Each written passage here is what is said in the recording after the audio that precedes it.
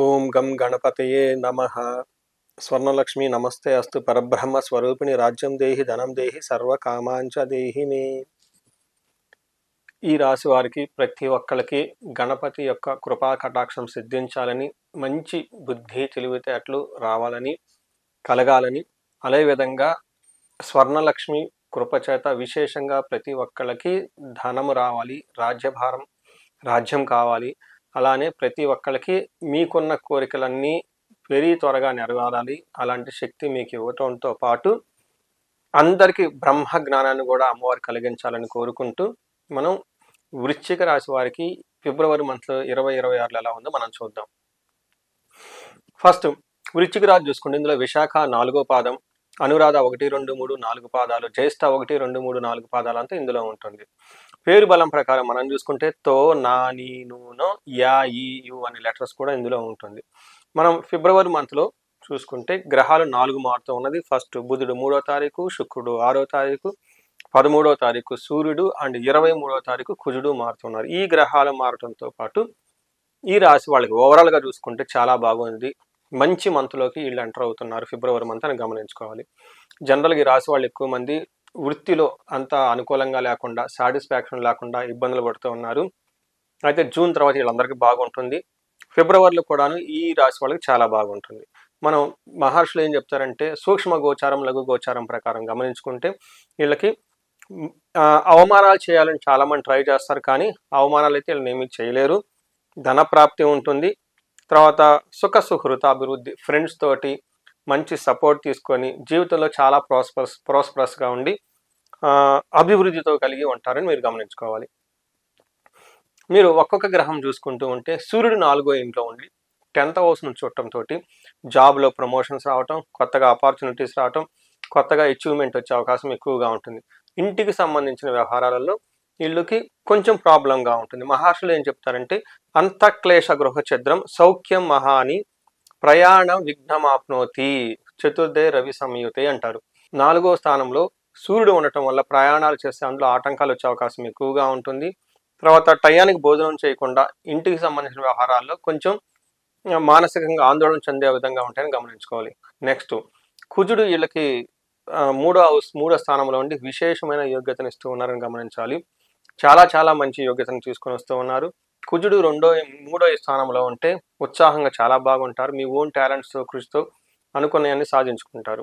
మనకు మహర్షులు సంస్కృతంలో ఏం చెప్తారంటే విత్తలాభ సదౌ ఆరోగ్యం ఇష్టసిద్ధి సుఖావహ వస్త్రలాభో ధనప్రాప్తి తృతీయ స్థానకే కుజ అని చెప్తారు.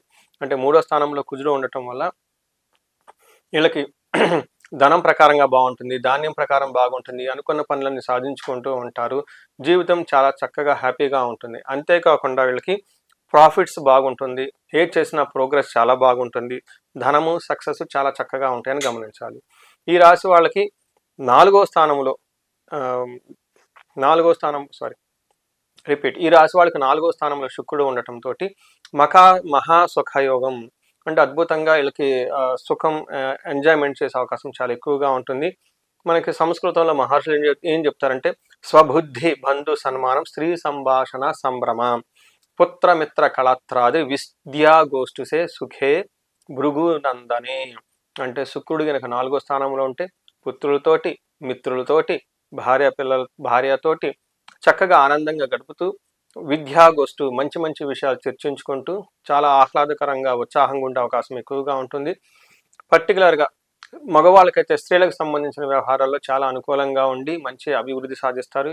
అదేవిధంగా లేడీస్కి, స్త్రీలకు కూడాను ఈ టైంలో పురుషుల మధ్య వాళ్ళు ఆఫీస్లో కానీ, ఇంట్లో కానివ్వండి, బంధువులు కానీ ఏమైనా భేదాభిప్రాయాలు ఉంటే ఈ టైంలో అవన్నీ తొలగిపోయి చక్కగా ఆహ్లాదకరంగా ఉండే అవకాశం ఎక్కువగా ఉంటుంది.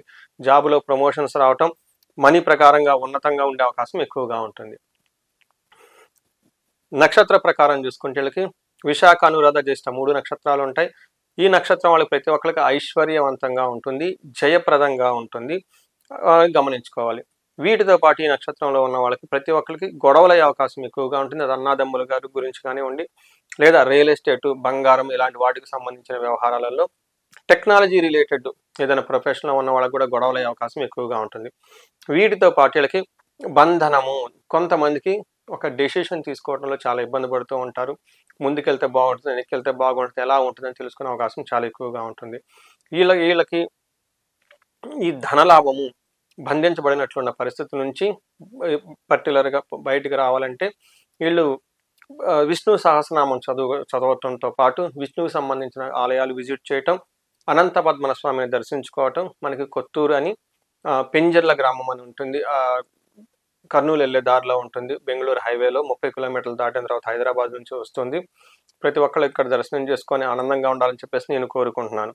ఈ రాశి వాళ్ళకి సహజంగా అన్ని విషయాలు చాలా బాగుంది కాబట్టి ఎవరికైనా సరే ఈ రాశి వాళ్ళకి ఉద్యోగంలో చాలా చక్కగా రాణించడానికి, ఏమైనా ఇబ్బందులు ఉంటే ఆ ఇబ్బందుల నుంచి బయటపడటానికి, ఈ ఉద్యోగాలలో ఏమైనా గనక ఆటుపోట్లు ఉంటే, ప్రతికూలంగా ఉంటే వాటి నుంచి బయటపడటానికి వీళ్ళకి ఆదిత్య హృదయ స్తోత్రం చదవటము, వీటితో పాటు వీళ్ళు భార్యాభర్తల మధ్య ఏమైనా భేదాభిప్రాయాలు ఉంటే అవన్నీ తొలగిపోవటానికి అన్యోన్య దాంపత్య పాశుపత అభిషేకం చేసుకోవటం, విశ్వావసు గంధర్వరాజ హోమం చేసుకోవటం, ఇన్ కేస్ ఎవరికైనా సరే లీగల్ ప్రాబ్లమ్స్, లీగల్ లిటిగేషన్స్ ఇవన్నీ ఉంటే చండీ హోమం, చండీ పారాయణం చేసుకుంటూ పాటుగా ఈ రాశిలో ఉన్న ప్రతి ఒక్కరు విద్యానికి సంబంధించి, ఎడ్యుకేషన్కి సంబంధించి ఎవరైనా గనక ఎక్కువగా ఉత్తమ ర్యాంకులు రావాలని, అనుకున్న వాటిల్లో గ్రేడ్స్ మంచిగా రావాలని, ర్యాంక్స్ బాగా రావాలని చదువుకొని, లేదంటే కొంతమంది అకాడమిక్స్లో చాలా పూర్గా ఉన్న వాళ్ళకి ఈ విద్యకు సంబంధించిన శక్తి వాళ్ళకి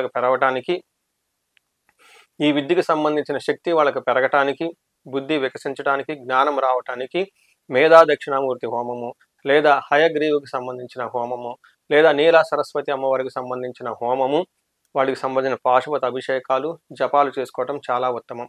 అయితే ఇక్కడ మీ యొక్క ఇండివిజువల్ జాతకాన్ని చూసుకొని, ఆ జాతకంలో ఉన్న లగ్నాన్ని బేస్ చేసుకొని, ఆ లగ్నానికి ఏ యొక్క దేవతను ఉపాసన చేస్తే, ధ్యానిస్తే విద్య చాలా సిద్ధిస్తుంది, విజయం వస్తుంది అని తెలుసుకొని తద్వారా చేయటం చాలా ఇంపార్టెంట్. ఈ విషయంలో ఒకసారి మీరు జాతకం చూపించుకోవడం చాలా చాలా ముఖ్యం. ఈ రాశి వాళ్ళకి ఎలాంటి ప్రాబ్లమ్స్ లేకుండా అష్టైశ్వర్యాలు కలగాలని, భోగభాగ్యాలు కలగాలని చెప్పేసి నేను కోరుకుంటున్నాను. నమస్తే.